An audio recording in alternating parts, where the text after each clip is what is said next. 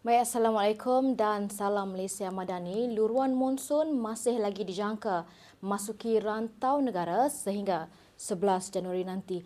Dan luruan ini masih lagi boleh memberikan kesan keadaan yang kencang dan juga laut bergelora, terutamanya melibatkan kawasan perairan Laut Cina Selatan dengan kelajuan angin yang masih lagi boleh mencapai melebihi 60 km per jam dan juga boleh menyebabkan ketinggian ombak melebihi 4.5 meter.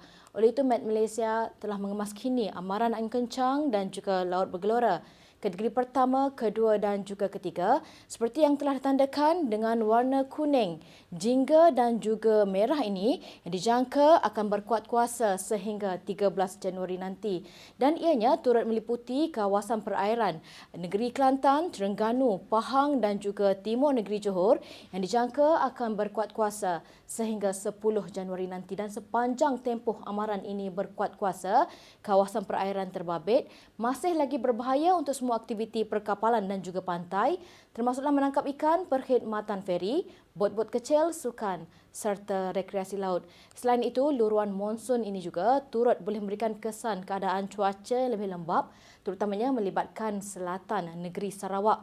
Oleh itu, Met Malaysia juga telah mengeluarkan amaran hujan berterusan peringkat waspada bagi selatan Sarawak yang meliputi bahagian Kuching, Serian, Samarahan, Seri Aman, Betong, Sarike, Sibu dan Mukah yang dijangka berkuat kuasa bermula pada hari esok hingga 10 Januari nanti dan sepanjang tempoh amaran ini berkuat kuasa, keadaan hujan lebat berterusan berpotensi untuk berlaku di kawasan ini. Oleh itu, orang awam di kawasan yang terlibat diminta untuk lebih berhati-hati dan juga sentiasa peka dengan sebarang kemungkinan yang berpotensi untuk berlaku di kawasan anda.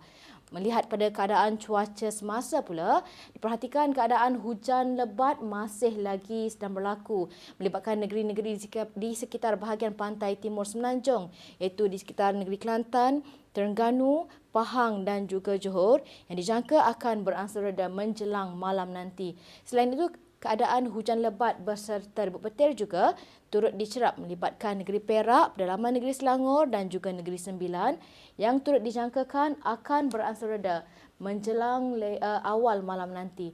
Bagi negeri Sabah dan juga Sarawak pula, diperhatikan keadaan cuaca lembap pada petang ini lebih tertumpu melibatkan bahagian utara Sarawak, juga di kebanyakan kawasan di negeri Sabah yang dijangkakan boleh berterusan sehingga ke malam nanti.